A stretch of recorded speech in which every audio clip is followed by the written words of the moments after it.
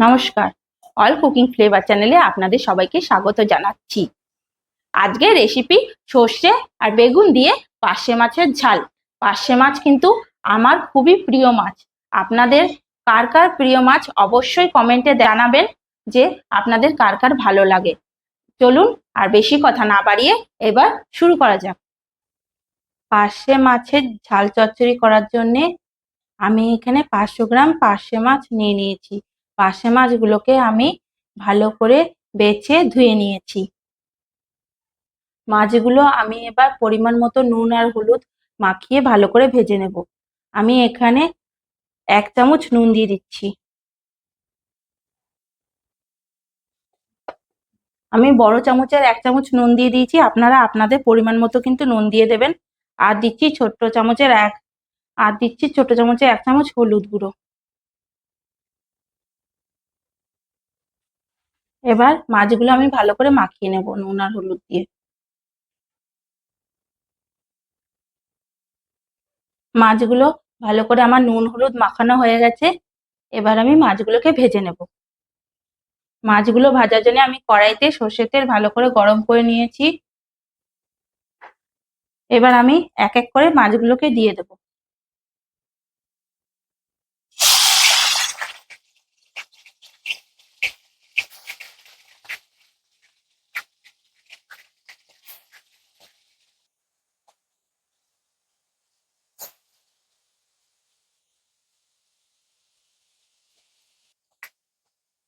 মাছগুলোর একটা দিক ভাজা হয়ে গেছে এবং উল্টে অপর দিকটাও ভেজে নেব।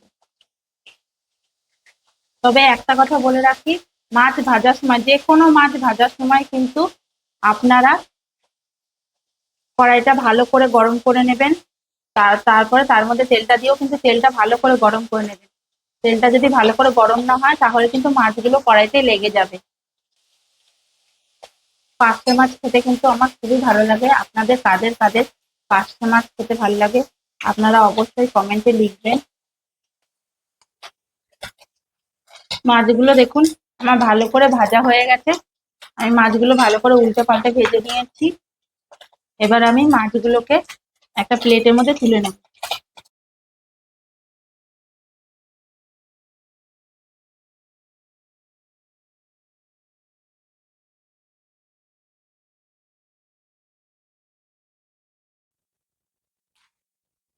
এবার আমি এই একই প্রসেসে বাকি মাছগুলোকেও ভেজে নেব।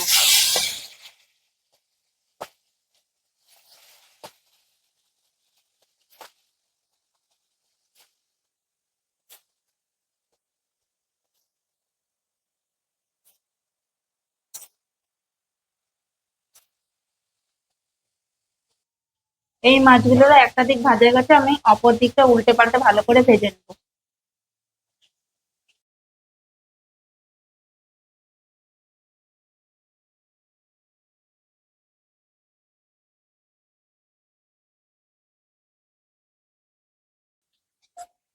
এই মাছগুলো আমার ভাজা হয়ে গেছে, এবার আমি এই মাছগুলোকেও তুলে নেব।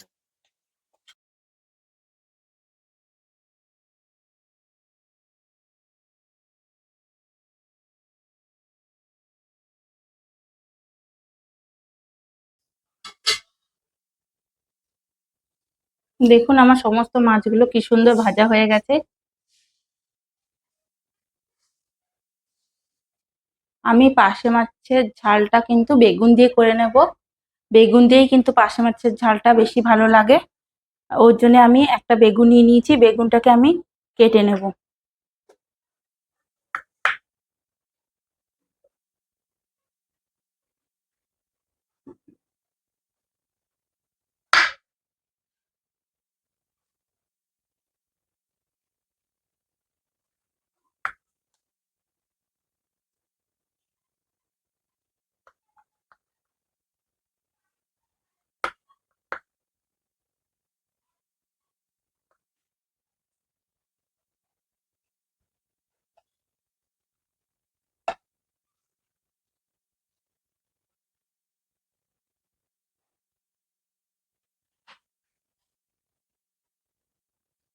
বেগুনটাকে দেখুন আমি ভালো করে কেটে নিয়েছি।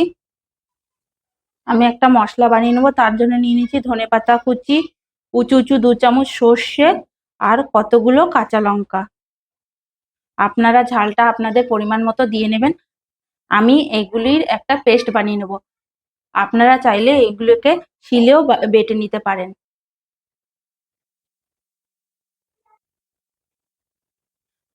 আর আমি এখানে একটা টমেটো টুকরো করে নিচ্ছি এই মাছের ঝালে দেওয়ার জন্যে।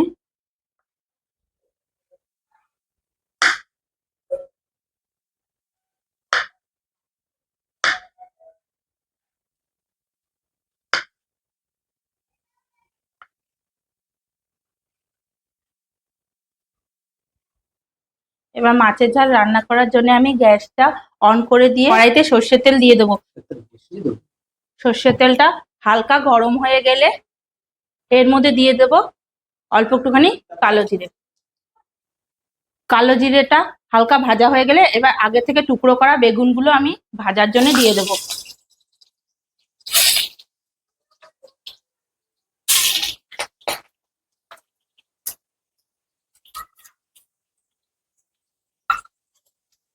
আমি বেগুনের মধ্যে অল্প একটুখানি নুন দিয়ে দেবো। এবার আমি বেগুনটাকে হালকা ভেজে নেব।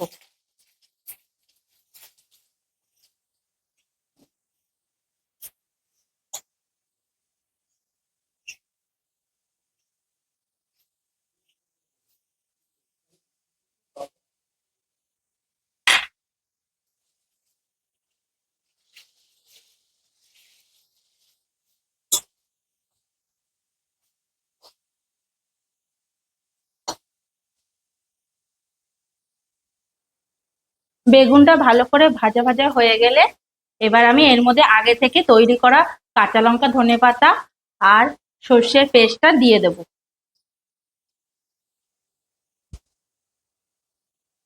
প্লেটের মধ্যে খানিকটা পেস্ট লেগেছিল, সেটা আমি জল দিয়ে গুলে ভালো করে এর মধ্যে দিয়ে দেবো।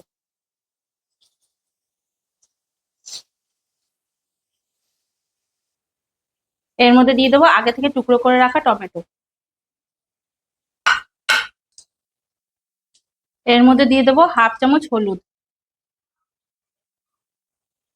আর এর মধ্যে দিয়ে দেবো হাফ চামচেরও একটু কম নুন। নুনটা আপনারা আপনাদের স্বাদ মতো দিয়ে নেবেন।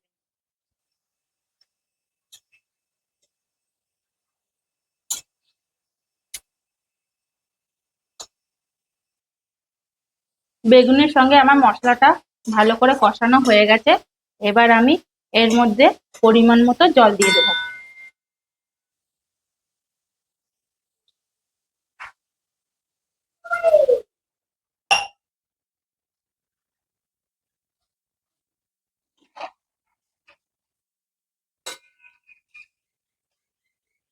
আমি কিন্তু এটা বেশি ঝোলঝোল করব না, মাখা মাখা করব, এই পরিমাণেই আমি জল দিয়ে দিয়েছি।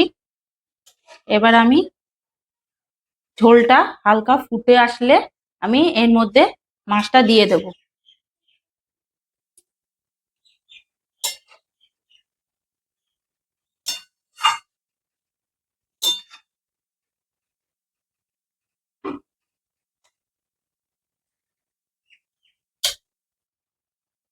ঝোলটা ফুটে এসে এবার আগে থেকে ভেজে রাখা মাছগুলো আমি এর মধ্যে দিয়ে দেবো।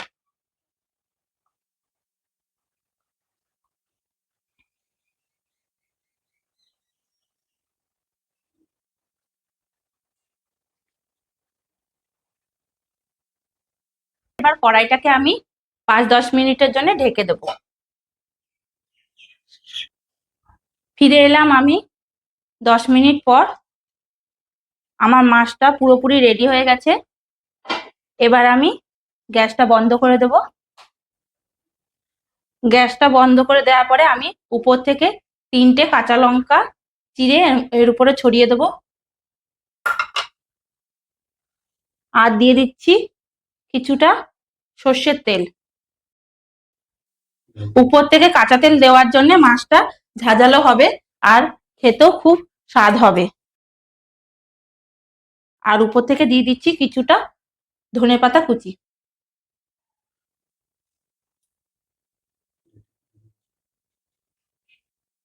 মাছগুলো আমি প্লেটের মধ্যে তুলে নিয়েছি। আপনাদের যদি আমার এই রেসিপিটি ভালো লেগে থাকে তাহলে অবশ্যই এই ভিডিওটাতে একটা লাইক করে দেবেন আর কমেন্টে অবশ্যই লিখবেন আপনাদের কেমন লাগলো। আর আপনারা যদি আমার চ্যানেলে নতুন হয়ে থাকেন তাহলে আমার চ্যানেলটাকে সাবস্ক্রাইব করে দেবেন। আর যারা আমার চ্যানেলটাকে সাবস্ক্রাইব করে রেখেছেন তাদের আমার অসংখ্য ধন্যবাদ। আপনারা অবশ্যই ভালো থাকুন আর ফিরে আসবো আমি আবার একটি নতুন রেসিপি নিয়ে।